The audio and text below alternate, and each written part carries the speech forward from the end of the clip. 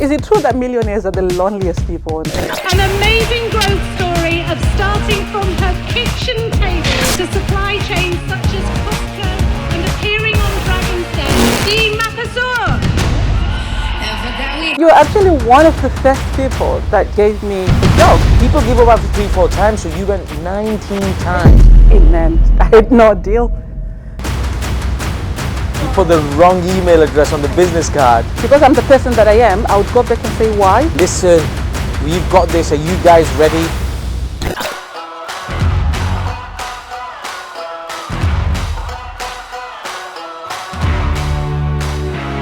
See, one of the biggest things that people don't do is think.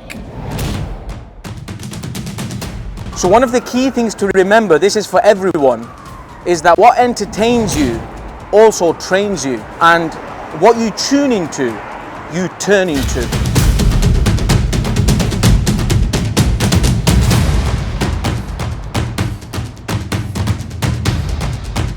Welcome back to my channel, where we will be discussing business, property, lifestyle and well-being.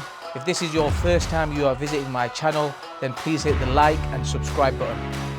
In today's episode, I have a really special guest. 6 years ago, she used to be a cleaner in my house, and now 6 years later, she has a 6-figure business. She has a sausage company, which she has her products in Ocado.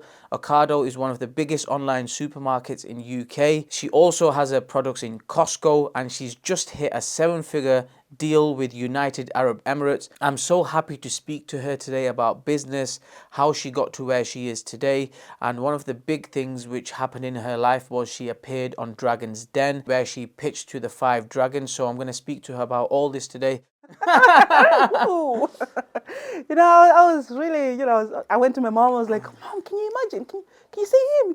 Do you remember you? Yeah, and yeah, Mom was yeah, like, yeah. yeah, I remember. So it was really good. It was a nice little surprise. And like I said to you the other day, it was something that I needed because I'm just at a point in my life that I needed something new to think about, maybe somebody new to talk to, and then you're just going in that direction that I'm thinking, this could be exciting, just doing something new, So it was really good. And I was really pleased I bumped into your profile. I know, you messaged me, I rang you straight away when we spoke that.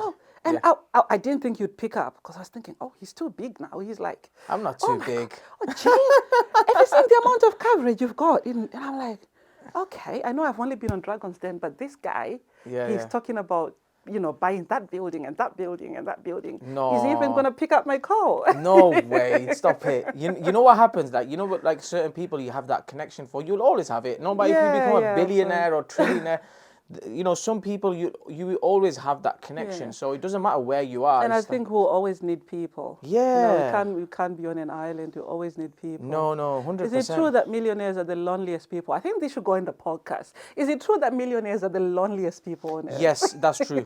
So what happens is when you start making certain figures, what happens is the circle around you don't understand your mind frame because you're operating at a different frequency. Yes. But what happens then is that you have to create a team around you that are basically yes people. Yes. Yeah. No, literally like yes people. That's like true. at the start. That's true. They have to say yes because the only person that's believing in your vision is you. Mm-hmm. You know where you're going. They won't understand where you're going. That's they will true. want the Sunday off. They will want the 5 o'clock finish. Anyway, once you get them to commit to the point where they yes, you then get to where you want to get to. Then what happens is you then give them the opportunity to help them to come close to where you are. And some will take it, some will not. But that people that they will be where you are. And then you can have similar conversations. That's then they become true, your family. Then they become your friends. Then But when like I'm still at that phase where I'm still growing, and it is very lonely because like people want you to come to certain events and certain birthdays and certain parties, and at the end of the day, like that's not my focus. That's very true. And what happens then is that you even like close like sisters and then what happens is that they don't understand what you're doing, and then you end up losing them relationship for time being. But I always say that if you're going to lose a relationship, lose it. Because when you've made it, like in a way, and you can go back and, let's just say you're a multimillionaire, and you've broken up with your brother or sister. You know what? You go back and get them a £10,000 car and say, look, I'm sorry, I was working on my goals, and here's a gift for you. Let's make up. I'm sorry for that. This is what I've done now. I can provide this sort of thing for you. Well, I find that, with family, you can always do that. But then sometimes it happens with friends. You can have like your lifetime friends. But then the moment your mindset changes and your goals change. And they're sort of no longer aligned to what you're doing. To what you're doing. 100%. You sort of, you lose friends. But then you also make new ones. Exactly. You also make new ones. But I couldn't say the same for family, because with family, I think that can be a bit hurtful. It is and hurtful, I think that's though. what causes the more, the loneliness as well. It does. Especially when it happens with family, because, family will always be family. But then, exactly, like you said, you can always pick them up. Exactly. And not all, what you have to remember is that, at the end of the day, like, not everybody wants you to do well. That's true. Right, so even though they're family doesn't mean that they. When we say family, I don't mean like husband, and kids, and that. I'm talking about like aunties and uncles and cousins, like the second sort of family. So it's like they don't really want you exactly to do well, right? Maybe they are a little bit, envy or jealous. So it depends on the person how they are, especially if they're in the poverty zone. It's no way they're going to be happy for you, because their mindset's still in a different place. It's only when you get to a certain level, like, people want everyone to win. You say, like, it's like everyone was winning, and it's a different conversation. But when they're in the poverty mindset, they don't want you to win. They want you where they are. They're good at cheering you on. And then they're cheering you, and once you get there, they're like, oh, well, she's no longer one of us, or he's no longer one of us. They want you to do well, but not better than them. Exactly. So, and, let's all stay the same. But we can't, because, our dreams and everything is different, isn't it? Amazing. And you know what? Fucking hell, like... So let's take it back. So you used to come and clean my house. Right? And you're actually one of the first people that actually gave me a job, that gave me a contract, so to speak. Did I? Yes, you were. Really? Yes. Okay. I didn't even know this. You were actually, Okay, so I just remember you coming regularly, like every week or every other week, and then from there, like, I think I must have mentioned to you one time, like, no, I don't know what happened. Something happened, and you mentioned something like, we're opening a business, we need some investment, and I can remember I came and I sat down and had a chat. But it just didn't work in that time frame. And then what happened from there then? Like, I know you was interested in opening this sausage company, right? That's right, yes, Where did the idea come from? How did you even think that this is what I'm going to do? And then you start off. Yeah, of course. It's like with anyone, any immigrant, when you migrate to another country, the one thing that you miss the most is the food. So it's always your grandma's cooking, your mother's cooking. There's always something so different about something you grew up eating. And it doesn't matter where we go in the world, it is always food that connects us back to our roots. So for me, when I moved to Manchester, and I became so lonely. I missed home. I was homesick. And I started missing all the foods that we grew up eating. The street foods and, the street foods and, just the vibe as well. It was so different. It was a culture shock because people don't speak to each other here. And I was used to speaking to the whole street. I knew everybody. So just being in that environment, I need to find that connection again. And so I decided, I looked around and I was like, okay, I want to share a bit of my culture, and I also want to do something that I enjoy. And that's how the sausage idea came from. So you just thought of the idea in your head? Yeah, I just thought about it in my head. Well, not really as a business at that time. It was just simply because I wanted to reconnect. I wanted to create something that would bring people to me. And so I thought this sausage, we grew up eating it. It's very popular in Southern Africa, and it's an amazing sausage. But also, it's quite different to what people are used to. And as that idea started growing on me, I realized I needed to do certain things to turn it into a business. That's how I started the cleaning company, because I used the cleaning company as a stepping stone. It was to make more money. Yeah, just to make money to invest into this idea. Because obviously that particular business needed some capital, a bit of startup capital. Yeah. And because I didn't have any form of capital and whatever, I just decided to start a cleaning business. And I thought, you know what, I'll raise whatever I can from this business and invest it into this idea. Yeah. And slowly I did that. And that's when I met you, I was then at a point where that idea was sort of coming to life. Got it. And I had done all of my market research. I'd realized that, there's a gap in the market. There is no African sausage on the market. So we've got English sausage, Polish sausage, German sausage. There is no African sausage. So I was like, that's my gap in the market. And that is where I'm going to go. So, that's when I came to you and I said to you, this is the idea I've got. But it was still, it was early stage. And, you were in, and then you're also thinking, how is this going to work? Because I think at that time, I didn't even have the manufacturing figured out. So I was really starting to think, I need to get this thing out of my kitchen into somewhere and all of that. So that's sort of how So we basically connected. the idea came from your kitchen, really? From my kitchen, I started all the recipes from my kitchen table, developed all of the recipes. Each day after a cleaning shift, I would get home, clean up, change, and start working on recipes. You know what? I say to my mentees all the time, right? I say, if you want to work on your passions and your goals, go and do a job and work 9 to 5, and then 5 to 9, work on your side hustle. And I say, not 5 to 9 in the evening, 5 to 9 in the morning, and 5 to 9 in the evening, right? And that's how you eventually, if you just do that more, the more that you do that, you are going to end up, eventually becoming a, super successful like you are, right? So, okay, so from there, I remember we had a little chat and you said, look, I think it was 50 grand, 50 grand, 40 grand, 50 grand investment. And we sat down, we had a little chat, and it just the plan wasn't correct at that time. And I said, look, I don't know about this. And then from there, where did you go? What did you do? So from there, obviously I didn't stop. I just sort of started looking for other opportunities. And I started working with the Business Growth Hub, just to get that business idea, just get What's it the Business solid. Growth Hub? So it's a local, it's a Manchester organization that helps start up businesses. Okay. So what they do, they were funded up until Brexit. So they were funded by the EU. So they would provide free mentorship, free support. Really? If you wanted to start a business, you'd go to them, they'd give you a business mentor and a mentor for every area of your business. So I signed up for all of that because I didn't have actual experience of running a business.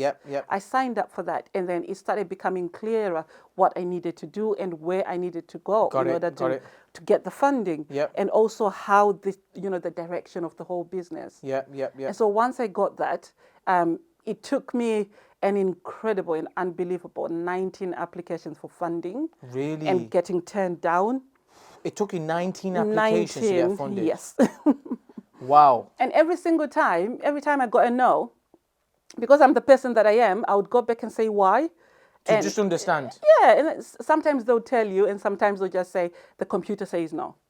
Wow. But then the one thing that I picked up, the one common thing that I picked up there, it was my background, me being a woman, me being black, and me being, not having experience in the particular industry that I was going. So they were saying, oh, so you run a cleaning business and you want to start a food business.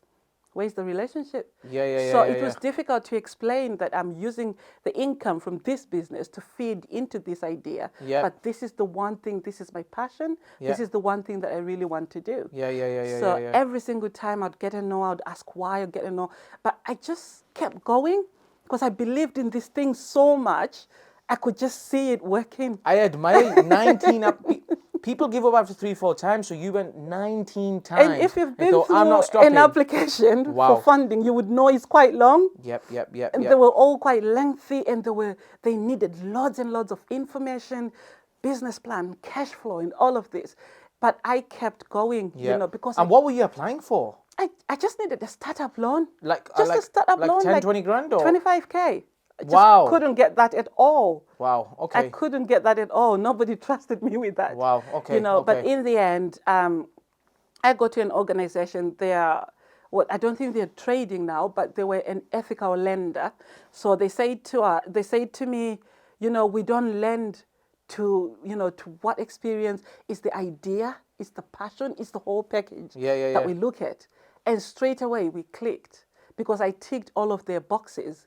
It was no longer about the computer. It was about people. Yeah, it's about... And I think we need more of that. 100%. We need more of, forget what the computer says. Tell me about you. Yep. And if you and I can connect at that level, and if we make that connection, then you'd be able to say, you know what, I love your idea and I'll invest in you.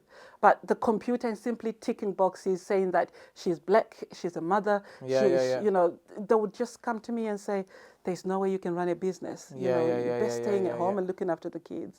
Good. So I finally got my break. Got a little bit of money to develop the packaging for the products. I managed to get a contract with a factory in Manchester to start producing the products. And that's when I got my first retail listing with Ocado. How did you get Ocado? Ocado is a big deal on its own. Like, how did you get in Ocado? Wow. So that's when I came to you and I said, oh, I'm sorry, I can't clean for you anymore, Yeah, but I've got someone else for you, right? And I left you with someone I left someone to look after you. What I did was, it was loads of networking. And I could never say this enough. As much as people don't like going out there and networking, it was just pure networking. Wow. I used to attend every single food event, every single meet the buyer event. Anywhere where people in food business were gathering, you would find me there. Wow, okay. Every event you'd find me there. And how long did you go for to these networking events? Months on end. Wow. Okay. It was months, not even years. Right. Because it took almost 2 years to just get a hello from Ocado, So it was years. And each time you just go and feel like, oh, I've picked something. I haven't got what I wanted, but I've picked something from here that I can use to build towards what I want. That's the attitude that I developed, that, you know what, I may not get what I want today, but let me pick something up from this and use it to build towards the ultimate goal. Yeah. So how does the application to have a Ocado start up? I suppose what you have to fill a form in, and then somebody reaches out to you. Do you have to go to some board meetings? I mean, how does that work? Okay, so because I met them at a networking event, so there's this group that I'm a part of, it's the Food Hub. So every year they host an event called Bread and Jam. So Bread and Jam is for foodies, food and drink businesses, and they focus on startup businesses and niche businesses. They like to promote niche businesses and small brands, brands that cannot afford, that don't have big marketing budgets. So we all come together. And they invite buyers from all the different retailers. They bring them to that event. You put in an application, a simple form to sell your product. And if you're lucky enough, they'll call you in for an interview. Okay. And so that's what I did. I filled in the application and Ocado were interested. And then I had a face-to-face with one of their buyers on the day. I gave them some samples to taste of my product, and they were just overwhelmed. They loved everything, and they recognized, the uniqueness of the product. One thing I must say as well, the sausage industry is saturated. There's just enough. Is it? There's enough sausages in the world. So I really had to nail that USP. The USP had to be like out there. I had to stand out. And the biggest thing that I did was to develop a product that contained 3 different types of meat. And that's our strongest USP to date. And that's one thing they actually bought into. And they called it a conversation starter because the product, the name, the product itself, it was different. It was a great conversation starter. What's it called? It's called, the product is Borovos and my brand name is K's Vos. Yeah. Okay. So then you had an interview with the buyer, and then what did he say? Was it a she or a he? And then they said it was 2. So it was there were 2 of them, a bloke and a female. They loved the product, and so after that meeting, the next thing obviously was to exchange contacts, and something funny actually happened that day. I had misspelled my email on the business card. Oh my God. And so I just happily gave them the business card. I was so happy. I nailed everything, nailed my pitch, got the deal. It's in the bag. I'm going to wait for an email. Yeah, yeah. And then I got home. I looked at my business card. I'm like, that's not my Oh email my address. days. So You put the wrong email address on the I business did. card? Yes. No. I did. And I had hundreds of them. I'd been handing them out all day. Oh my days. I've been handing them out all day. So you know when something is correct in your head Yep, and you yep. just can't see it on paper? Yeah, yeah. So I'd been handing out this business card quite happily and proudly all day, Yeah. and it had the wrong email address. And so I started emailing everyone at Ocado Yeah. saying, I met so-and-so at this event. Yeah. Could you please give them my correct email address? I went on Twitter. I found the buyers I met. I sent them messages. I went on LinkedIn. I found them. I sent them messages. Hi, it's me. You saw me, but the business email I gave you is wrong, incorrect. incorrect. Yeah, yeah. This is the right one. Luckily, they responded. And Yeah. this is because one thing they said to me was, they really, really loved the product. Yeah, yeah, So yeah. it is really, really important. It doesn't matter what you do to create something solid Yeah, that yeah, people yeah. can actually buy into. Yeah, yeah, yeah, yeah. And they responded and they managed to change everything on their systems. Yeah, yeah. And I was invited to go to their HQ. Where is their HQ? It's in Hatfield, In Yorkshire. down south. Okay. Yeah, down okay. south Oh, London way. Hertfordshire. Yes, Hertfordshire. Hertfordshire, okay. Yes, so I went down there Yeah. to HQ and I met the senior buyer, the actual senior buyer, now the one that makes all the final decisions. Yep, yep. And on the day that I got there, I was actually on TV because, that loan that I got, the people that bought into my idea, Yeah. they got me onto the BBC to tell my story because they just thought it was an amazing story. Yeah, yeah, That, yeah. I'd started where I'd started. Of course. And I'd managed to get to where I was. Yep, yep. So I walked in the boardroom and I saw myself on TV. Oh, really? That must have been a shock. It was. And basically that That sealed the deal for that you. was it. Yeah, that yeah. was it, really, Yeah, know. yeah. So yeah. he said to me, well, great marketing there. Yeah. And you've got an amazing product. And I've heard all about it. Can I try some samples? Yeah, yeah. I gave him some samples. Again, with food, people always like to taste and try it. Of course they do. Yeah, so I gave him some samples. He Yep. tried, loved the product. And, we got that listing. Wow. Yeah. Wow. Okay. So, by this point, did you have your margins and your profits and your costs and all that to a T? You already knew this at this point. That Oh yes, what I'm doing. definitely. I went to that meeting with all Super of my prepared. commercials ready. So everything was ready. Yeah. And obviously you go with your best price and your worst price. Yeah. And something in between. Did they try haggling you down or? Actually they were quite, they were really good because they said the product is just amazing. Yeah. So you know what? They were just. The price is great. It fits because obviously I'd done my research. Absolutely. So I'd put myself exactly where I wanted them. Yep. And they were quite impressed with all that because that's also important to do Absolutely. your research, do your Course. background, know who you're going to talk to, know what they're looking for, know who else is in the same category as you are, Yep. and know what they're charging so that you're all sort of in the same area. Yep. Yeah. I mean, so many people in business or just in life general. I mean, the research, the preparation, they don't even do it. That's true. And then they just come into and then wonder why they got rejected or they wonder why it didn't go their way because obviously you've not done the research. Yeah, Here's you've done 2 years of research Oh, and yeah. so much. So when you get to so you sell your packages? What is it? 1 kg packages or how does it work with your? No, it's a retail pack. So it's a standard pack of sausage. 1 pack, yeah. So it's a standard 1 pack of sausage. Yeah. And it's the smallest we do is 340 grams. Okay. But the standard that we do is 400 grams. 400 grams. Yes, our main product comes as a swirl, so like it's a ring, a sausage ring. Yeah. And it's 400 grams. Okay. Yeah, that's how it's Interesting. sold. Okay.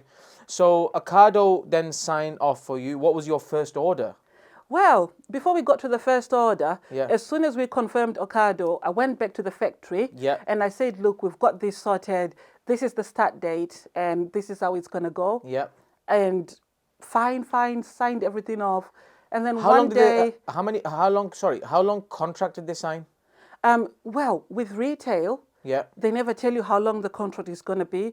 It will be determined by how your product performs. Wow. So it's never like 6 months, 5 months. No, it's how the product performs. But you always get like review periods. So That's what I was gonna say. yes, they How long always do you review. get like for them to like put you on a trial for? They do. Well, they never put us on a trial, but they Right. said we do a review every year. Yeah, yeah. So okay. you'd be looking at, at a yearly review. Yeah, yeah. But they never sign like, to say it's a 6 month or a 12 month. No, they don't do that. Right, okay. Yes. Well, the review, they use the word the review, right? That's right. Meaning that you've got it for a year. You've got Let's it just for see this how long. it goes Let's for see that how year. it goes. Yeah. But then we also have the right to pull the product if it's not really? performing. Yes. Okay. So we have a right to pull the product if it's not performing. We'll give you this much notice to let you know that the product is not performing, and Wow. then that's how it works. So Yeah, those are really the terms, and they're quite common in the retail space. So who takes care of marketing? You?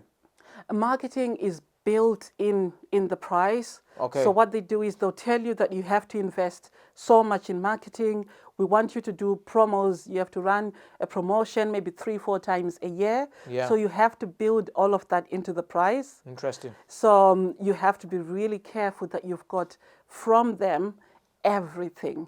So make sure you get, if there's any promotion, any marketing activities that they want you to carry, how often, and what is the reduction, and are they looking to make the same profit margin Yeah, or yeah, even yeah, on yeah. promotion? Yeah, yeah, So yeah. once you know that, you build everything into your price. Got it. Guys, you better be paying attention to this queen here. I'm telling you now, we are going through a step-by-step guide on how she got her product, how she used to be a cleaner to then, build a company, the step-by-step guide, how she got into the big supermarket. So it's a really good thing to pay attention to, because you could literally do that with anything. So, yeah. So anyway, so Ocado give you the contract. You go back to the factory and Yes. say, listen, Yes. we've got this. Are you guys ready? And I'm so excited. I'm so right? excited. What do they Yes. say? And they sign everything off. We have all the usual meetings just to double check everything. Yeah. A week before we go live, Yeah. I just get an email saying, we're sorry, but we can't do it. Ocado or? The factory. Oh my God. Factory And there was no reason whatsoever. Please make some time to come and collect all your materials from the factory. Unfortunately, we won't be working with you anymore. The factory send you an email Yeah. after Ocado approve Yes. and say to you 1 week before you're about to go live Yes. that we cannot supply you no more. Yes. And you know what that meant? It meant I had no deal. Something that I'd Wow. worked so hard for so long, Yeah. just to watch it just go like that. It was one of the hardest times. Yeah. When you think you've got it, when you think this one's in the bag, Yeah, that's yeah, it. And suddenly you cut off just like that. Yeah. So, So again, you're sat there in your house with your husband and your kids, yeah, right? yes. And I'm thinking, Has your husband supported? how like, do I his- tell everyone? Oh, Yeah. yes. Oh, Support very, your- very supportive. Yeah, yeah. Very, very supportive. He works in technical in the business. So he helps with all the recipe developments and making sure that, Yeah. the mixes are great and we're being consistent with the recipes. Interesting. So very, very supportive. Yeah. And I sat there and think, how do I tell people that, Yeah. this whole thing is not going to happen? Hmm. But before I did that, like I did something that I always do. I always go online and I start looking up at people, and I just came across somebody that had posted something about their factory and saying they'd bought a new machine in their factory, and it was a sausage machine. Right. And I just randomly sent them a message, and Yeah. I'm like, oh, hi, can I come and visit your factory? Yeah, yeah, yeah. And they said, oh, yeah, sure, why not? Yeah. And then that was it, really. I went to visit their factory. Yeah. I sat there, Yeah. told them my story, Yeah. and they were like, fine, no problem. We can accommodate. We can accommodate. However, there was going to be a 12-month delay because with a new factory, this factory was basically just being kitted out. Yeah, yeah, yeah, yeah. So it had to be kitted out, and they needed to trade for a certain period of time Yeah. before they could bring in the guys that come and do all the inspections. Yeah. And so at that point, I had to go to Ocado and say, this is what's happened to me. So And you just went there and told them honestly what happened? I did. Yeah. I went there and I was very honest. I told them, this is what's happened, but this is where I am, because they asked, so what are you doing about it? And I told them where I was. Then they said, fine, we'll wait. Really? Yes. That's nice of them. It's business, isn't it? You know, business understand business. It was really out of my control, but also they didn't have to wait for me. Yeah, But you know, the fact that they had that much Trust, faith, that much trust, you know, and I asked them, but why would you? Then they said, your product sits in a category that is absolutely, you know, in need of something new. Yeah. And therefore, we will wait. Yeah. And as long as you keep us updated, keep talking to our technical team and keep us updated, we will wait. And yeah, they did. Wow. They did. So from there, it took you 12 months. So did you not then go to any other factory and think, well, wait a minute, it might be some other factories that can produce it? Oh, yes. Yeah, I'd been, obviously, I was just looking around, having conversations with people. But not really. But nothing was really, you know, there was really no progress anywhere. Yeah. So they waited, and eventually we made our way in December 2019. Yep. And that was the eve of COVID, right? You know, you won't believe my luck. I'm just one of those people with the worst luck in the world. And the best luck, right? And the best, right? So December 2019, we went live on Ocado, and it was amazing. We were selling out. Things were going great. Right. Everything was fine. Up until the end of February, when things started shutting down, and you know, February 2020, when things started shutting down, and all the noise about, you know, this thing called COVID, and nobody really knew what was happening. Yeah. And Ocado got in touch, and like everyone, they common didn't know what was happening. You know, Yeah. they were like, we don't know what's going to happen, you know. Yeah. But because we're an online retailer, we're most likely going to carry on trading.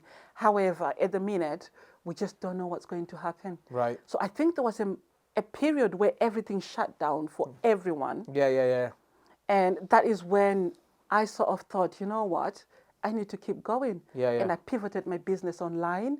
I created a website overnight, sat down, set up all night, created a website. I just used the Shopify template. You know, I said I'm not even going to look for a technical guy. I just went on Shopify, looked at a template. I was like, oh, that works. It was easy enough. If it's easy for me, it would be easy for the customers. Of course. Yeah, you know, so I created a website. And your own design, everything, just straight, get it on. Just put things in. It's a template, right? You just put things in. And there it was. It was fully functional website.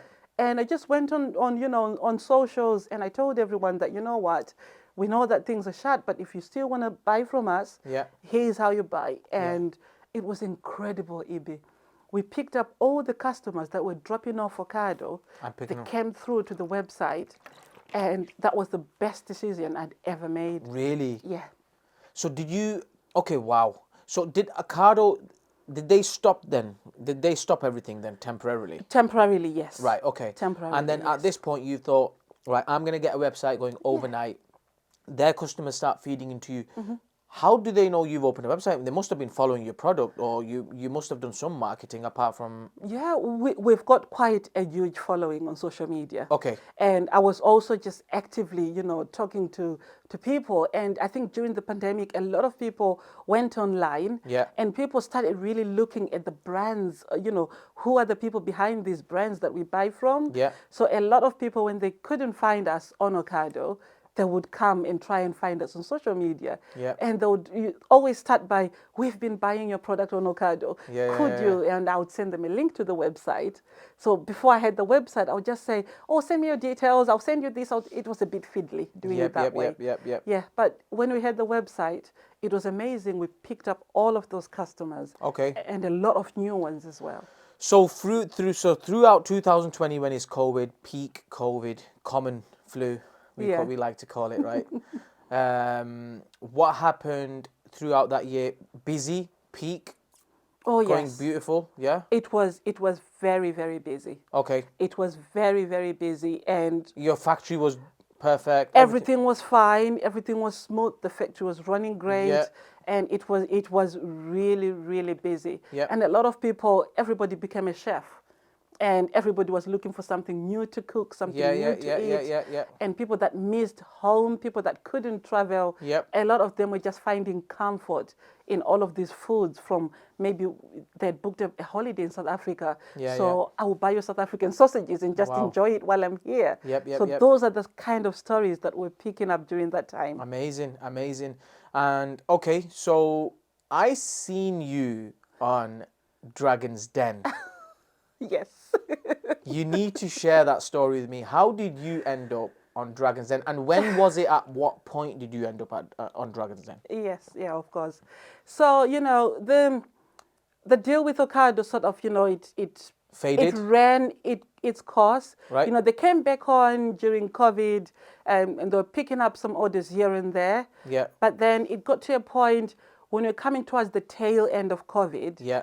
And there were issues, with the cost of fuel and all Yeah. of that. That deal was no longer working for us. Okay. It became unprofitable. Yep. And for me as a business person, if it's not making me money, I'm not going to sacrifice my cash flow.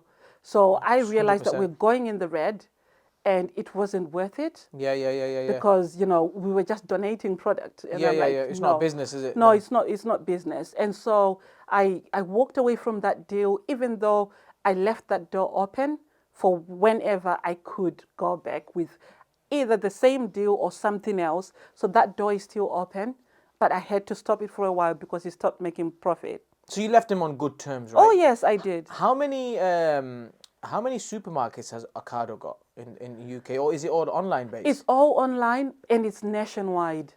So Right. they've got the widest reach. Is it? They've got the widest reach. So it's all online. They're one of the biggest online groceries. Really? It's still now as well, right? Oh, yeah, still. What would you compare them to as, like, in terms of, are they like Lidl or are they like Marks and Spencer? Marks and Spencer. Right. So they're quite premium. Got so it. they're like Marks and Spencer. They like their premium things. They like their Makes sense. niche products. Yeah. That's what they No are. wonder they look. Yeah. I understand. Okay, so yeah, share the story about the Dragon's Den then. Yeah, so Dragon's Den sort of came around in 2021. Again, we were still in lockdown during that time. Yeah. So we're still in lockdown, and one of the producers reached out. They first of all sent a message on Instagram. Right. And I saw it. I'm like, BBC. You're kidding me? Yeah. I deleted it. I'm like, no. Really? You no deleted way. it? Yeah, I was like, no way. This is Can't be just right, yeah. spam. And then they reached out by email.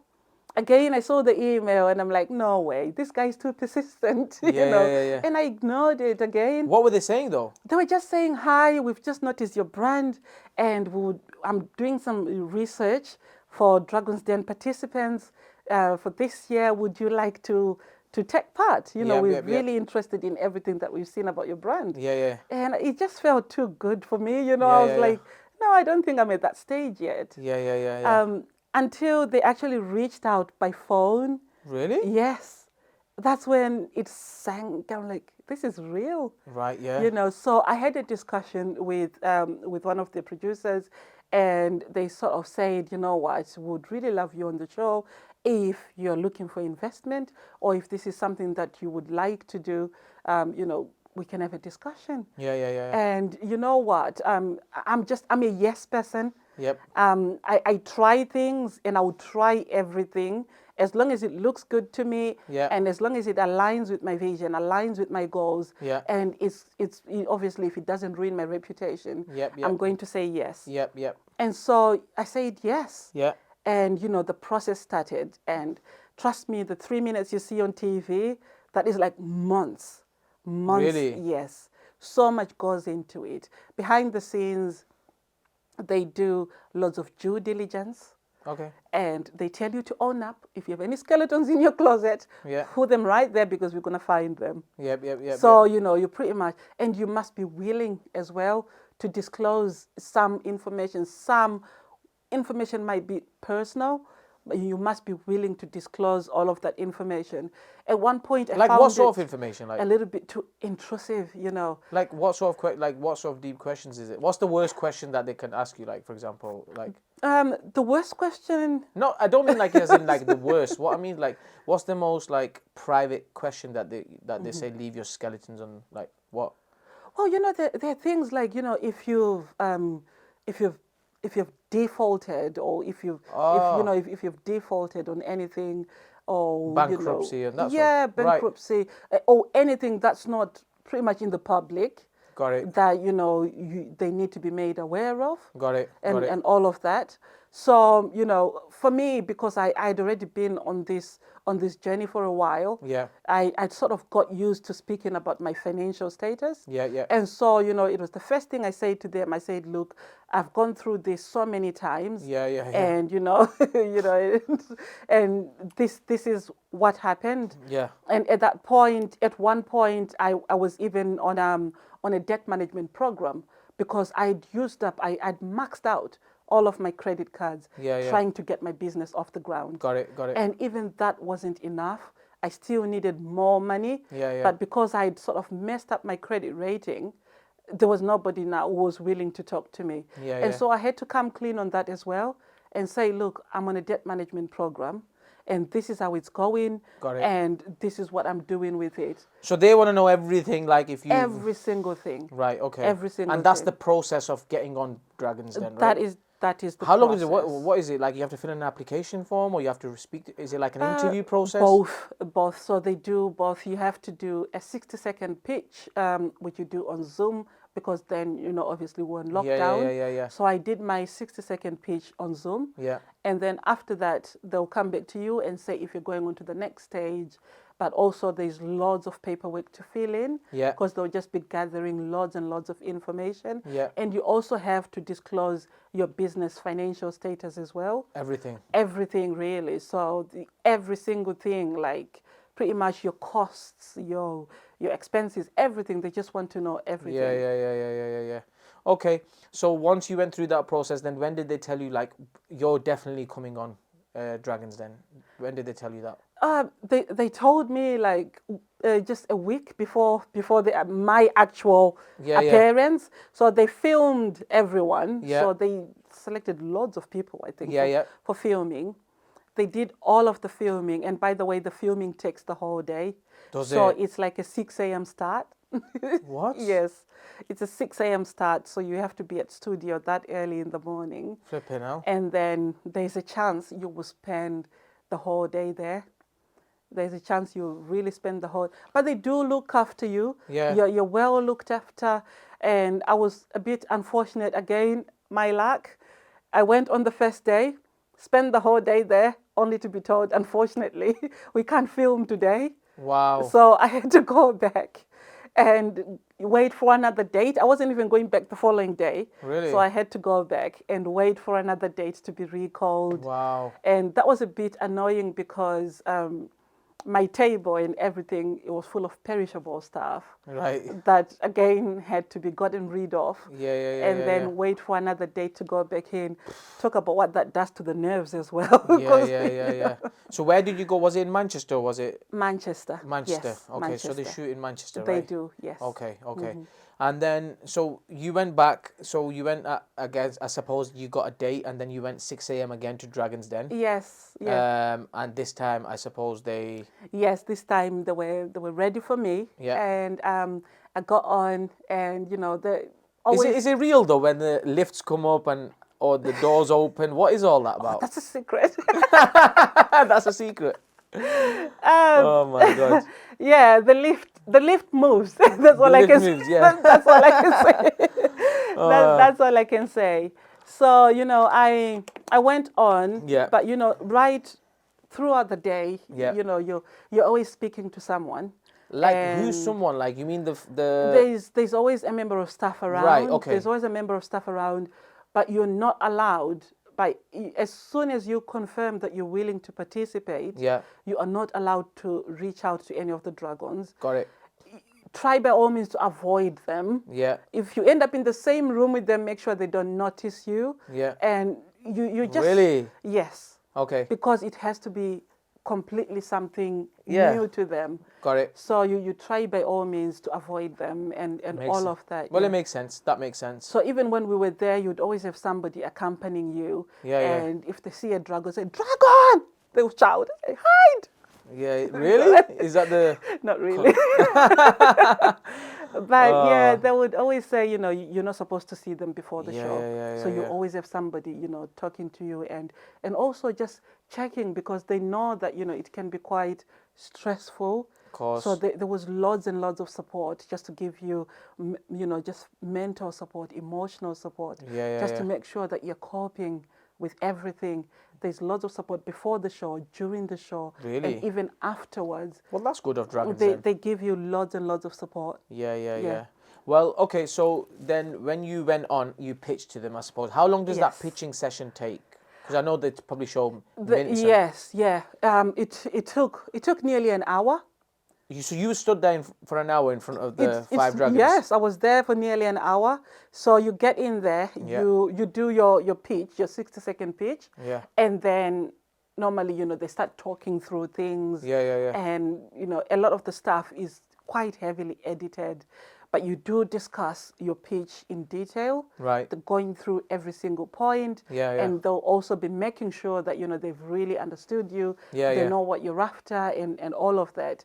And also, if there are any deals to be made, are you happy with them and all of that. So it's quite... intense. It's quite intense, but they're also like real people. Yes. They will, they'll have conversations with you. Right. And I have no idea how it gets edited that makes them look like that, but they're not really like that. They're quite really humane towards you. They know the position you're in. And they'll try as much as possible to keep you relaxed and calm. Yeah. So in 21, sorry. Yes. Who were the dragons? Then you got Peter Jones. You Yes. got, what's the name? There was Peter Jones, Tuka Suleiman, Okay. Tej He's funny, Lauvani, right. Tej Lauvani, Deborah Meaden, Okay. and Sarah Davies. Right. So Stephen Bartlett, the new guy. No, he wasn't on yet. And Right. I'm thinking, I think I need to do a second round. To Stephen Bartlett. Yeah. Just message him. Maybe I need to do a second round. Yeah. Steve, I'm coming for you. No, he does. He responds to people on Twitter, I think. He does. He's quite good. He's quite good.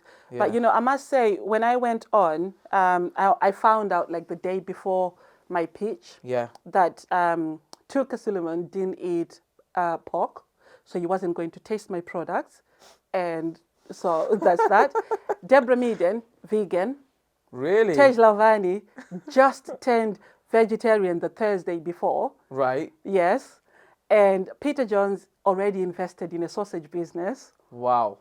And there was only one dragon to impress, Sarah Davies. Right. Okay. Right? Yeah. So I went in knowing that there's a chance these are the four won't even invest in me. We're just going to have a chilled out Imagine the conversation. mindset, like you're already deflated, right? You're Yes. thinking, oh, they're not going to want this now. Yes, and that was the one thing that I could say was the only negative going in. And only being told this 24 hours before you go into pitch. Yeah. To say this is the position you're in. And you've already invested so many months into it, you can't just walk away. So yeah, it was quite that was quite tough. Challenging on your mindset, It was very right? challenging. I can imagine, you just imagine someone going into something and then somebody tells you that, Yes. actually 4 out of 5 people are not really into this, but Exactly. let's see what happens. Yes. So I just sort of went in there and I said, you know what, I'll just give it my best shot. Yeah. And I did get lots of, really good feedback from even the ones that I knew were not going to invest. They gave me lots of really good feedback. Did they? They did actually. So I suppose you didn't get no investment from dragons No, then, I from any of the didn't. dragons. No, I didn't. Right, I okay. didn't get the investment. Hey, but you got publicity though, right? I did actually. Which was great, right? It was and still is. 100%. That will always be good. It still is. That will always be a part of my brand. It will always be a part of my personal brand. It is something that will just carry on. And you know what, you should use that every time. Use it you can, because you know what it is. You know when you can get a clip in how it looks for example, how it's presented on BBC, for example, you can literally get that clip and then redo it like in 20 different ways and just boom, put it out again. Yes. Literally. I think I'm gonna have to do that. Yeah, and if you need help with anything like that, just let me know. Like, we've got teams here. I'll just help you out. Do you know what I mean? Amazing. Like, That would be great. Yeah. That would be great. Because then, believe it or not, people don't remember what you put out. That's very true. Right? But we believe they do. And we think, oh, I'm going to put the same story again. Yes. They're going to think that, oh, here he is or here she is putting the same stuff again. People don't remember. You have to keep saying things, the same things and same things and same things. And that's how you will just get more and more come towards you. So that's a really, really good thing to do. And we'll help you out with that if you need help with Amazing. that. That's good. That's really amazing. So finished Dragon's Den. Yeah. And I take it, like, obviously, we 2000. How was 2022 for you then? 2022 was an amazing year. Okay. And that was off the back of how 2021 ended. Got it. So I got out of Dragon's Den with no deal. Yeah. Obviously, I was heartbroken. I needed it, for so many reasons. Yeah. But, I had to sort of pick myself up. Yeah. But that kind of, that hit home, even though I'd been let down so many times, that particular one, it hit me the hardest because I just felt like that's it.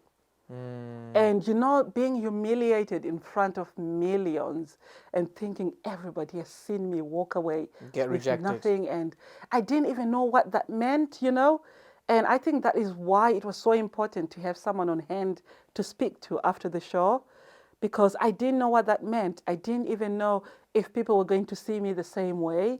I didn't even know if people were going to start calling me a loser or something. So it was really difficult. I remember getting home and just sleeping it off and thinking, I think I should have said this. I think I must have left this out.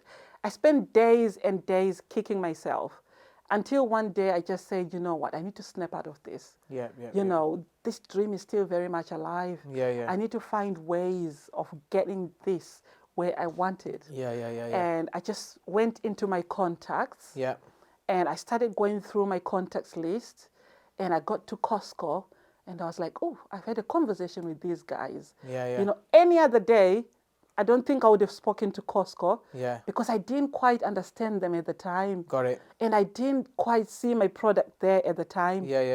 But the more I thought about it, and the more I started looking into how they work, the more I actually felt my product fitted in the Costco.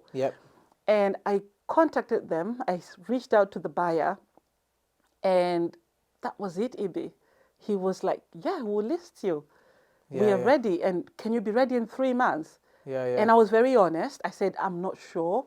I'm not financially able to commit to a 3-month, period, but I'll give it my best shot. So Costco, the wholesalers, the right? wholesalers. They're all over UK then, They're all over UK. Yeah. And the listing was for all of their Costcos all over UK. Wow, okay. And then they said to me, okay, come and talk to us. Tell us what the problem is. What is going to make it difficult for you to meet our 3-month target? And I was very honest at that time because I was only given that opportunity once. And I was very honest. I say to them, I need to order so much and it needs to be ordered in bulk and I haven't got that kind of money. So I need you to make a commitment. If I go and spend all of this money buying all of these boxes, I need you to underwrite them. Would you be able to do that for me? Right, okay. And we got that deal. They said, yeah, sure, we'll support you with that. Wow. And it turned out that Costco became one of those retailers that had a different way of working with suppliers. You know, they would reach out to suppliers, work with their suppliers, support their suppliers, and help the suppliers to make the deal happen. So they funded? They did. Wow. They did. So Costco, the biggest, like in nationwide UK, the wholesalers, they funded the problem that you had. Yes. In order to support you to get the products in their shops. That's it. That's amazing, that really. It was amazing. And what was even more amazing is, Costco, they always do in-store sampling. Yeah, yeah. So normally before they list a product, Yeah. you have to go and do in-store sampling. Got it. But because of COVID, Yeah. they just said, you know what, we'll take it as it is. Really? And the actual buyer in my category is vegetarian, so he never tasted my product. Wow. But he said, you know what, I'll take your product. Let's put it on shelf and see how that Let's goes. just see what happens. Yeah. And we've been flying off the shelves since. Wow. Yeah. And what was your first order with Costco? Like, what's the number like in terms of like how many products did they order? Like, how does it work? Oh, it was incredible. It was something I'd never seen. Yeah. Costco do like 2 tons of sausages a week. Okay. That's what we're pushing through. Those are the volumes. Okay, so 2 ton. Yes. What's that, like 2,000? That's like 2,000 kilos 2,000 kilos per wow. order. Per order. Yes. Wow. And that's what you're doing now every week? That's what we're doing. We do that. So the Costco listing is a seasonal listing. Right. It's a barbecue season. Yep. It runs from March to end of August. Got it. Yes. So okay. it runs from March to end of August. You do 2,000 tons every single week. Plus, sometimes, when it's really peak barbecue season, Yep. and there's events happening, we can quite easily exceed that. Wow. That's like for 4 months, 5 months, 6 months? Yes, yeah. 6 months, yeah. And then plus you've got your website going We've as got well. the website going as well. We've got a few independent stores that we've got in there as well. Yeah. So, towards the end of 2021, going into 2022, Yep. Things were really looking good. Yep. And I kind of forgot about my experience on Dragon's Den. Yeah. And, it also got me thinking that I'm glad it didn't happen. Yeah. Because then I didn't have to give away any equity in my business. True, that's true. In order to be where I am now. Absolutely. So I've still got the equity, Yep. and I'll probably use it at some point. Sure. When I need to go even bigger than I am. So do you own 100% of the equity at the minute? Yes. Wow, that Yes. is really, really good. So 100% business, we own it. Yeah. And so you're telling me you've got a website. So I suppose you have an office somewhere. You've got a team. You've got like people working with you. I've got a really unique business model. Okay. Everybody works remotely. Okay. The factory, again, it's just the factory. Oh yeah, the over factory there. doing the supplying. The factory doing all the supplying. Yep. So everyone works remotely. Wow. And so that's a really unique, very minimum overheads. Yeah. And everyone works remotely. Yeah. And, and quite a few people are just on call, or as and when we need them. Yep. Because of the kind of business that I've got. Yeah. So what is the biggest, it's not even one, is it? Like, what are the biggest 2-3 lessons that you've learned from your experience in your business here with this? I would say you need to be resilient. Yeah. As an entrepreneur, or even if you're thinking of going that way, Yeah. you need to be resilient. You need to be able to bounce back and keep going. Yeah. Because sometimes, people can bounce back, but then they forget their why. Yeah. You forget that why. You forget why you're even doing this. And you just end up, just wasting time, or maybe diverting from your goals, and you're going into things that you really didn't mean to. So I think you have to, first of all, be resilient. Yep. Secondly, always go back to that why, and it must be a very, very strong why. Yep. Because if that why doesn't wake you up in the morning, if that why doesn't make you jump, if that why isn't pushing you, then it's not strong enough. So you need to have a really, really strong why. And then the third thing is just be open-minded. Know that things may work and may not work. Be open-minded. And you must be, as an entrepreneur, never look at somebody and think, oh, well, there's no way that person's going to work. That could be your break. So be open-minded. Don't judge people. And don't ever underestimate anybody. True. That's well it. said. I think that they're 3 great points. 100%. Definitely. So what are the current challenges you are facing now in your business? Like, I know I've got business. If you face challenges every single day, but what are the main challenges that would you want to work with someone? What do you want to do in terms of growing it? What do you want to do? Tell me. The biggest challenge right now is obviously the cost of living is affecting our business. True. The cost of supplies, the cost of raw materials, or even just the cost of running the full production of our products. That is really impacting our profitability. It's impacting everything in our business. Yeah. And the one thing that I've started thinking about now is I need to go independent in our manufacturing so that we are not sharing the profits. If we go independent in our manufacturing and the manufacturing is done in-house, then we'll be able to offer, more friendlier, slightly, because everybody is struggling. And we're trying to meet people halfway. Yeah. But however, we are also burning, so. I take it what you mean by that is that have your own factory, Yes. have your own machines, Yes. have your own supply, your Yes. own warehouse, Yes. your own trucks coming in and out. That's it. I think that is a great way to go. That's it. You know what I'm so surprised about though, Dee? You know, because I think I know 1-2 other people that have been on Dragon's Den, and what's happened is they also got rejected, right? Yeah. But as soon as they come out, they had people messaging them, saying to them that we'll invest. Did you not get none of that? I did get that. I did get a lot of that. Yeah. Most of it turned out to be, Just foolish. yes. Okay. Most of it wasn't anything serious. Yeah. I got that a lot, especially the first few weeks of being on. Yeah. I got a lot of that. But we'd also been warned about that as well, that, just be careful. Because it could be scams, right? Yes, True. yes. Yeah. Yeah. But right now, I'm just thinking, we're working towards, making the business investor ready. Yep. And because we're at a stage where we feel, fine, we've got this going. Yep. We've just started exporting to the UAE. Exciting. Let's talk about this UAE thing. What is this? So you're in UAE, like in Dubai, Emirates? Yes, like in Wow. Dubai, Emirates, yes. So we've just got a deal with Choi Thrums. I take it that's some big supermarket Yes. in Dubai or Yes, in America. they've got 70 supermarkets in the GCC region. Okay. About 40 Yeah. in the UAE. Wow. So they've taken our product, and surprisingly, they've gone for the pork product. Wow. And it's a market that I've been trying to get into for a very long time. Yeah. But one of my biggest challenges was everyone I spoke to, they wanted halal. Yep. And I couldn't get a halal manufacturer. So when I got this deal and Yeah. they wanted pork, I just ran with it. I was like, I'm ready. How did This the is deal come something I can about? supply. So again, networking. Right. I'll go back to networking. And this is one thing I will always encourage anybody. Yeah. If you want to get out there, network. Go on network. So it was networking.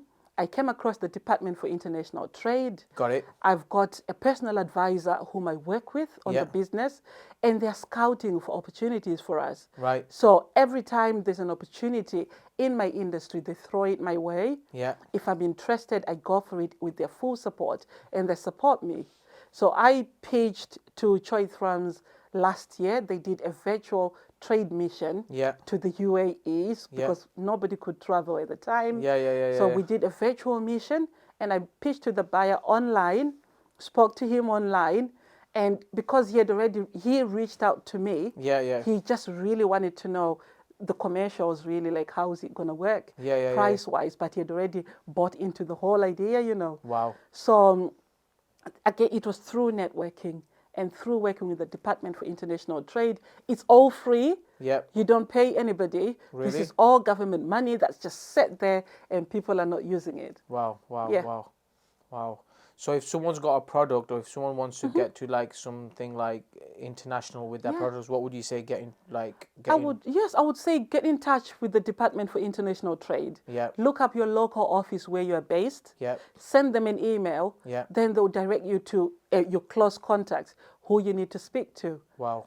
And always have, a pitch deck of your product ready. Yeah. Just make sure that you know your numbers and that Yes, sort of thing. yeah. Yeah. So, so your UAE deal has started, or have you got a start date, or is it already ongoing, or? Oh, that's already, it's rolling. in progress? It's in progress. So It's in progress. We've already shipped. Wow. The product has already arrived, and we just waiting for them to stock a few shops. And it could be in stores right now. I don't even know. You don't even know. Because of the time difference. Yeah. But again. So who's supplying all this? The factories from here, yeah? Yes. Right. Okay. So Yeah. they're giving everything, and you're sending it. So how does That's that it. work? Is that throughout the year, or is this one seasonal as well? Or It's throughout the year. Wow. This one is throughout the year, and this was quite strategic because I needed something to cover that gap where I've got nothing going on. Yeah. From when Costco stops, I needed something to cover that gap. Yeah. And export was a great opportunity to do that. Okay. Because export terms are straightforward. Yep. You get upfront payments. Yep. And that's it. Your product's gone. Really? Gone. That's it. Yeah, that's it. So export for me was the answer to the problem that I was having of Wow. the UK is not doing so well, but there are other countries that are not in as deep a recession as we are in the UK. There are other countries with money. So go where the money is. Absolutely. You can't stick around and whine and mourn. You need to seek out opportunities. 100%. Look out, look elsewhere. Don't just be closed in, and just worry about, what's happening where you are. Exactly. And you know what? From talking to you, I can see the scope for this business is flipping huge. Like we're just looking at this UK right now, and you're just talking about UAE. Yeah. I mean, there's so many places in the world you can go with that sausage. There is. Imagine the American market. You know. Do you know what I mean? There's so many opportunities. Honestly. There's so many opportunities. And this is what I'm always encouraging anybody that comes to me, say, you can't be a small business forever. Yeah. You know, and I know technically I'm a small business, but I always say I'm a small business with big ambitions. 100%. Big dreams. Yeah. And when they say, do you export? I'm like, yes. We are exporting now to the UAE. Yeah. So it's one of those things you can't just stay in that mindset and say, I'm a small business and that's who I am. No, 100%. You know we're a small business. You're a global business now. You know? Put that globe next to your name. Definitely, honestly. Amazing. So tell me, like you said, you work with your husband, right? Yes. Like he does some technical stuff. Mm-hmm. I take it everything. This whole idea was yours to start off with, right? Mm-hmm. So does he work for the company, or are you like 50-50, or is it like you just work together? Like we are 50-50. Okay. Yes, we are 50-50, and it was a decision that we both made when we first started. Yeah. That we sat down. Yeah. Are you in? Yeah. Are you sure? Yeah. Are you in? Like, yeah. Yes. So, we agreed the terms, we both agreed how it was going to work. Yeah. Obviously, one of us had to hold down a job while the other was going out and trying to make this thing work. Yeah. And so, he agreed that, you hold down a job while I went out there and, go to market and see what we can do and where we can sell this product. And he's quite happy with that. Got it. And also, one important thing is, he's the one from South Africa where this product actually originates from. Got it. So he is like the life of this brand. I could never say, I could never sell this. It's almost like a Lincolnshire sausage. And, me from Africa, I could never say I created this Lincolnshire sausage and convince people. Yep. So I do need him just to maintain the authenticity of the brand. Got it. And the recipe came from his grandma. Wow. The recipe came from his grandma. Yes, it did. Wow. And where is she? She must be so proud. Where is she now? She's late now. She's late. But when we started, she was really proud. Because it was just a very simple, basic recipe. Mad that, and crazy, right? We developed it and commercialized it, and made it into what it is now. Absolutely. So what are the challenges working with a partner, like in any business? I suppose you come with some challenges, right? Sometimes. Oh yes, Oh yes. Oh yes. Oh yes, definitely. Do you argue over small points? Do you have a social life? We are so different. Okay. And I guess that's what balances us out. Okay. Because he is the more reasonable one. Yeah. Excuse me. Yeah.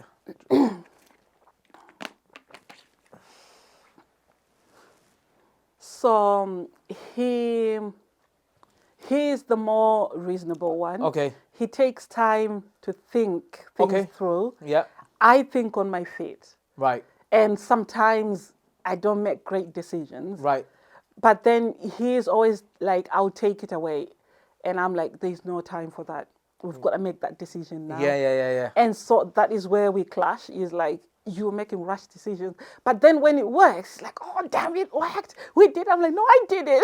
So like, I did this. You know what? Next time you say something on the spot, and if he says to you, no, you can't make a, just tell him this. Say, success loves speed. You know, time waits for no man.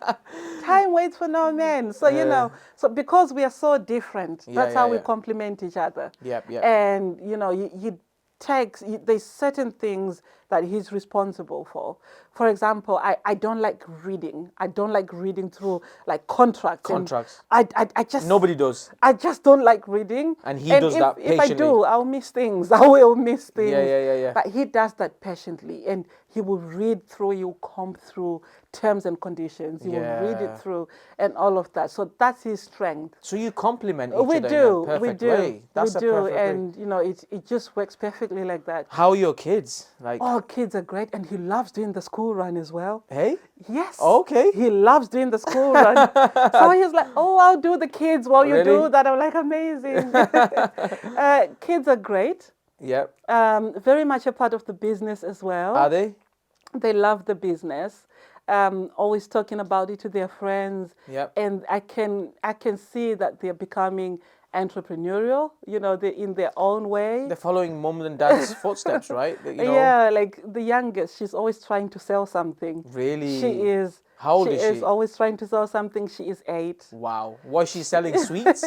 She will sell sweets. She sells her games. So she tells her friends, if you want to play with me on Roblox, it's 50p per hour. No. So you give me my 50p tomorrow morning, wow, and I'll show you how to do this on Roblox. Really? Yes. And she started at 8 years old. So imagine like when they're like, you know, 16 or 17. It's amazing, you know, because they've watched me go through a lot of these things. Yep. And I think it was good for them to witness a lot of these things, because at one point they lost all their privileges. There were no birthdays, there was no Christmas, there was nothing, because I just couldn't afford it. Wow. I just could not. And so I created, I got a big jar from B&M, and I created an I owe you jar. Wow. And I said, when I can afford, I'll make it up to you. So every birthday, that jar is almost full now. Oh my God. So that jar is almost full with I owe yous. And it was just a way to help them understand and deal with these things. Sure. But I also feel like I've created amazing little beings that they don't value a lot of material things. You know, my 8-year-old was saying to a friend, oh, Christmas isn't all about presents, you know. It's just about chilling with family. Wow. You know? So the mindset. Because most Christmases, we spend them in pajamas just watching TV. So true. You know, so I'm just glad that I've managed to give them these values that you know life is not always about material things. It's not. It's just about family sometimes. Absolutely. And just the times we spend together. Crazy. But once I become a millionaire one day, I'll take that jar and I'll make it up to them. You should be a millionaire by now. I owe them like lots of Air Forces, which some of them have already gone. They're out of trend now. So like I don't want to ask you like how much money you're making, right? But because that's a personal question. But what I want to know is like what figures are you hitting now a year? Like what stage are you at? I think this year, we're gonna hit our first 7-figure. Okay. Yes. Okay. This year with the export. Yep. I think this year we're gonna hit our first 7-figure. Amazing. Yeah. That's really, really good. It's been. Congratulations. Thank you. You're gonna hit your first 7 figures. Thank you. That's really, really good. That's Thank you know, you. people take, you know, and look, how long has it took you to 6 years, 5 years? Remember, like 7 years? Because we started in 2016. Yep. So that's it's definitely not an overnight thing. No, 7 years. Like I always say to people, I think I was speaking to another mentee the other day, and I was said that look, life is not easy, but it wasn't meant to be easy. It wasn't, right? If it was, everyone would be doing everything, Yes. right? And trust me, to make a good going of something, it takes between 5 and 10 years. Yes. And that's one thing. And then what do you call it? And God does pay you. He does, you know, yeah. He does create open doors for you, but you have to just stick at it. You have to just believe in it. You just have to go through the roller coaster rides, and eventually doors do open. But that's crazy to hear that. You just need the patience to stick it out. 100%. Yeah. 100%. So you're gonna hit your first 7 figures. That's really Yes. good. Then you can get them anything, right?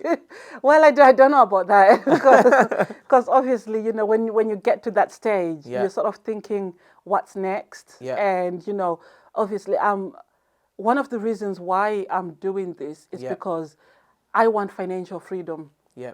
I want financial freedom. I want to be free of debt. I want to be able to pay off everyone I owe. Yep. And I just want to be able to live freely Yep. and not worry about the cost of gas, the cost of this and the cost of that. 100%. Just to live freely and comfortably and just have that financial freedom and to be able to create like real lasting legacies for my children. 100%. I don't want to be one of those parents that leaves my daughter's handbags and shoes. I want to leave them land and properties. I want to leave them real lasting legacies, things that they will look at and really thank me for. 100%. And I just want to break this cycle where the young ones are looking across the oceans and they're looking at the Michelle Obamas. Nothing wrong with Michelle. Yeah. They're looking at the Michelle Obamas, the Oprahs, and all of them. The Meghan Markle saying, that's my role model. I want my own children and the younger generation to look at me and say, she is like me. She looks like me. Yeah. She's walked through the same path. She lives, in Hume, and she lives on the border of Hume and Moss Side, one of the most impoverished areas in Manchester. But if she can do that, so can I. 100%. So it's just all about the next generation, what we're going to leave them. Absolutely. And you know what? Like with leaving them generational wealth, it comes from property, land, what you just said. And when you get to that, whenever you're ready, like property and that's what's going to pay them, them sort of things. And I mean, even now I'm working on property and creating wealth through. There's different strategies in properties, but like to do the proper buying houses and keep refinancing them and then just leaving them for your kids, and kids is kids and kids is kids. That's the way to do it. Where eventually when we leave the world, that's how they can be. They've got something coming in, and it's always one that does it, right? So you're going to be the one, and your husband are going to be the one that's done it for your family, right? That's it, And that's really, really good. So, what are you religious? Yes, I am. Really? I'm a Christian, and I always believed that if it wasn't for somebody looking out for me, seriously, there's no way. When I look at my track record, when I look at my track record and the things that I've achieved, the places that I've gone to, there's just no way. And faith, right? Oh yes. Faith. Oh yes. Yeah, just like having that religion, having that faith. That's what's kept me going. That's what's kept me going. 100%. Every time I fell on my face, I'll get up and just say, the next one, the next one, the next one, the next one. So it's just that faith. And knowing that faith is patience. Just be patient, patiently waiting for that breakthrough. And then when it finally happens, I'm like, wow. Yeah.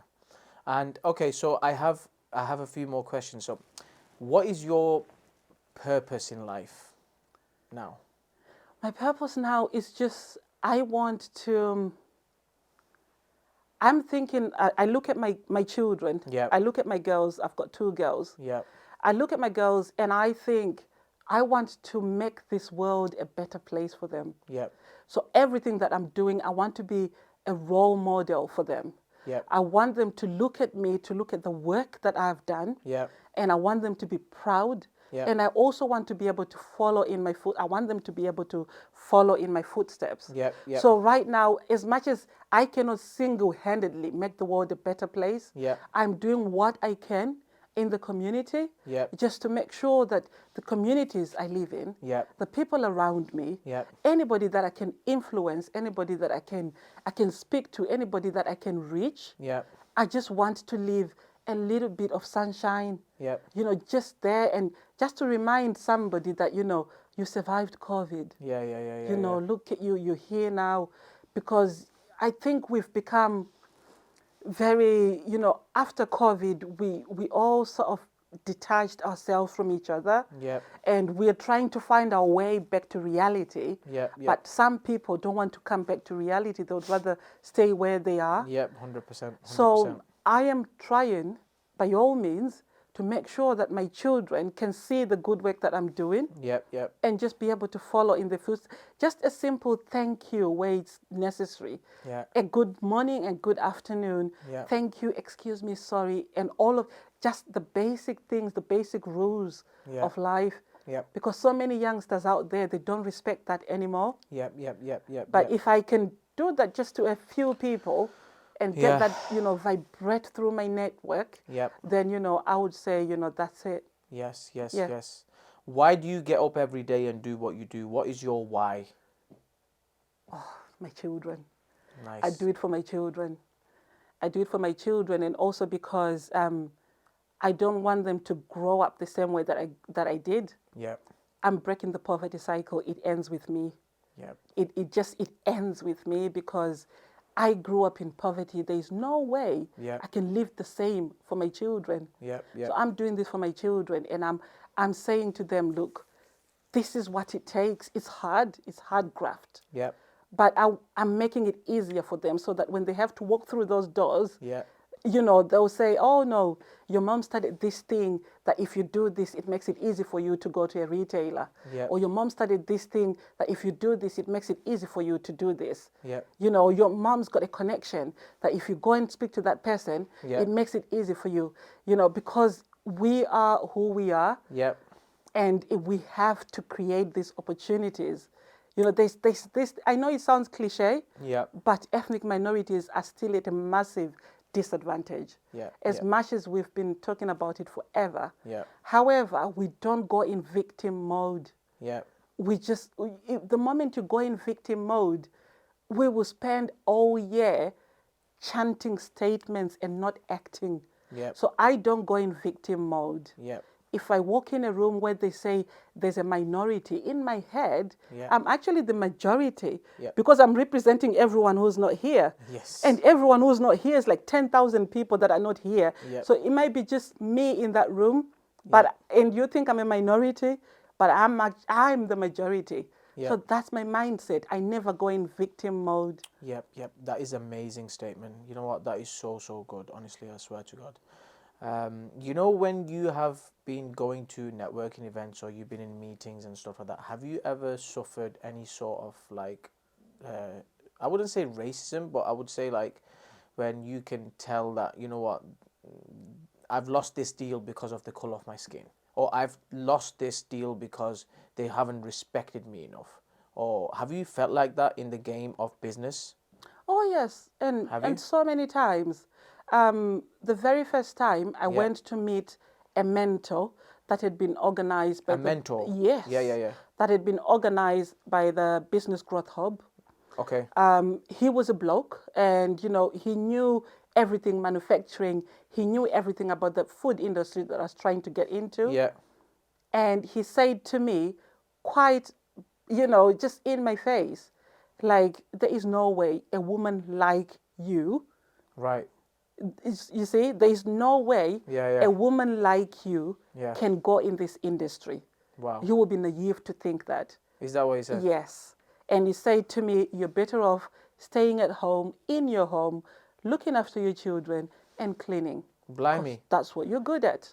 He would have been really miserable. And he said it in my face. And I just feel like maybe I should find him and say, look at me I was just now, gonna say, you know. send him some sausages. Maybe I should find him and say, you know what, I did that. I managed to rise above that. So that was my first experience, my first of many. My first of many. First of many. So many times I've faced this, and some of it is not in your face, and you know, some of it is bias, unconscious bias. But you know, there's a thin line between unconscious bias and being a racist, and that's a very big conversation. But I have seen, you know, the undertones. You can see it's all there. It's all there. And it was funny when I was going on Dragon's Den. They said to me, "So we need to talk about what you're gonna wear." Right. And then I said, "That's not up for discussion." And then they said, "Okay, just make sure it's not too busy for the cameras." Right. And then I said, "Well, if you want me, you will get me." You know, and me doesn't own anything plain. You know, I don't have anything blue. I don't even own a suit. I don't even have one. You know, I walk into boardrooms like this because I'm comfortable like this. This is amazing what you wear. This is me. You know. So this is me. So if you can't deal with my big hair and my red lipstick, then I'm sorry. You know, because this is me.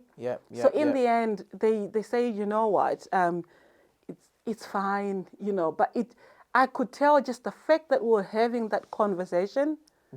The fact that we were having that conversation and it wasn't happening next door, where somebody was, you know, in something else. Just the fact that we had to have that conversation. It just told me that, you know, we still have a long way to go. A long way to go. We still have a very long way to go. And I can see, like, you know, with you speaking, I can see that you've definitely done some personal development work on you. So can you share with me what have you worked on and what have you done? And, you know, have you got some mentors that you work with privately? And, you know, because we all need personal development work, right? Oh, yes, definitely. What would you say to somebody who is probably, you know, coming up, and what should you know, I know you learn a lot from doing in terms of action, but what would you say would be really, really good to do in terms of for your mind? I think you would need a mentor. Okay. Not even one. You might need several mentors. You know, you need, because a mentor. I have 5. You see what I mean? And people think it's crazy. It's not. People think it's crazy, you know. You definitely need a mentor. I've got several mentors. And, you know, they all serve different purposes. And this is what makes me who I am. You know, I've got a mentor. And then on top of that, I've got my faith. I always go back to my faith. Love it. I'm always going back, you know, I'm always going back to that place. Because that place for me is very, very important. Love it. I just feel like I have to report back. You know, you know, if things are a bit, you know, I shut everything down. And I seek my faith. And that is the one thing that propels me. It doesn't matter how dark it is. If I just go in that space, I shut everything down. And I go back to my faith, I come out stronger. That's so good. But you definitely need mentors. You need mentors in your life, financial mentors. 100%. You need somebody to mentor you in relationships. You need somebody to mentor you, you know, even if it's just a business mentor, how to build and run a business, you know, all of those things. Well, you know what, years ago, like, I don't know, 10, 20 years ago, them opportunities weren't there that often. But now with social media, and I mean, imagine you're going to try to do something, it's going to take you 10 years. With getting a mentor, getting a coach, I always say you're going to shortcut that, right? And why not pay somebody whatever it is to get to where you want to get to, rather than making, you know, grands and grands of mistakes and spending time and life, and because time, you can't get back time. You can't, definitely. And for me, I am that kind of person who will quickly make that decision. I'm not going to waste time trying to learn something that, you know, I'm not going to do that. Even if it's just as basic as figuring out how to work out Canva. if I know somebody can do it if I can go on Fiverr and get somebody to do it so that I present this presentation on time tomorrow morning, so that I get a good night's sleep, and tomorrow I'm well conditioned, I've had a good night's sleep, I'm fresh and I'm ready to pitch. I'll pay somebody who already knows how to do that. Definitely. So that sometimes we make life difficult for ourselves. Yes. And there's really no need. Nope. There's really no need. I'm no expert in the property industry, but I know if I ever wanted to get started, I would come to you. But I'm not going to buy books and books. There's lots of books on Amazon. I might. Just for the leisure, but I don't like reading. I do not like reading. But if it gets you to your goal, do it. And somebody has already done it. And they've got a proven record. And they can get you over to that goal. And then you get a 10, 15 times return on your investment. It's absolutely. A no-brainer. 100%. When somebody, I should have asked you this at the start, but I'm going to ask you this towards the end now, because when somebody says to you, introduce yourself. Yes. What is your elevated pitch, or how would you describe yourself? Like, not describe yourself, like what would you say you do? What do you say? Okay. When I walk into a room, like maybe a networking event. Or whatever it is, Yes? So I'm like, hi, my name is Dee. I'm the CEO and co-founder of K's Was. I started my business in my kitchen, and I proudly own a 6-figure brand. We've been going since 2016, and we've recently started exporting to the UAE. And if anybody wants to talk to me about how to start and grow a food business, I'm here to answer any questions. I love that. That is amazing. Dee, that is great. I love it. What's it called? Look, any final messages, anything you want to put out there, because this is going to get released in about 4 weeks. So if there's anything you want to say, anything you want to share, anyone you want to work with, just speak to people and let us know, like, if you have anything to say or anything. Yeah, of course. So my goal this year is to create multiple streams of income. And one of my biggest goals is to go into an industry that I have zero experience in. And so if there's anybody in property, anybody in recruitment, anybody in television or digital, come and talk to me, because I'd love to speak to you. And finally, if there are any investors who are willing to work with me on building my very first Black female-owned sausage factory in the UK, I would love to hear from you. Thank you. There you go. And you know what? I've known Dee for like years, we go back so long, and I'm telling you, she's the most genuine person I know. And I'm just so happy to see her where she is, and I just know that she's going to continue rising. So thank you so much for coming on today. Thank you so much. Thanks for having me.